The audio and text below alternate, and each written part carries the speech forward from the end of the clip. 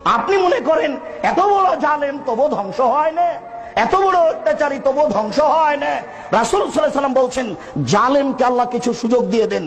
এই যে আখাযাহু লাম ইউফলিথু, যখন আল্লাহ ধরেন তখন আল্লাহ ছাড়েন না। তখন জালেম বুঝতে পারে জুলুম কাকে বলে।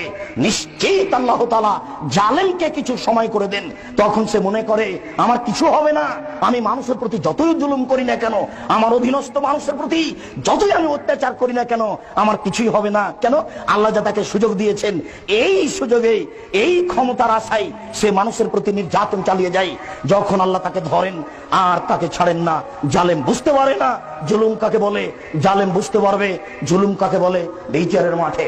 আবু হুরায়রা রাদিয়াল্লাহু তাআলা আনহু বলেন, রাসূল সাল্লাল্লাহু আলাইহি সাল্লাম বলেছেন, দুনিয়াতে যদি কারো কোনো ব্যাপারে অত্যাচার থেকে যায়, ধমকিয়েছে সেটা অত্যাচার, গালি দিয়েছে সেটা অত্যাচার, মানহানি করেছে, সম্মান ধ্বংস করেছে সেটা অত্যাচার, মেরেছে সেটাও অত্যাচার, জমি জায়গা লুটে নিয়েছে সেটা অত্যাচার, মিন ইরজিহি, মান সম্মানের হানি করেছে সেটাও অত্যাচার, কোন জিনিস নিয়ে নিয়েছে সেটা অত্যাচার।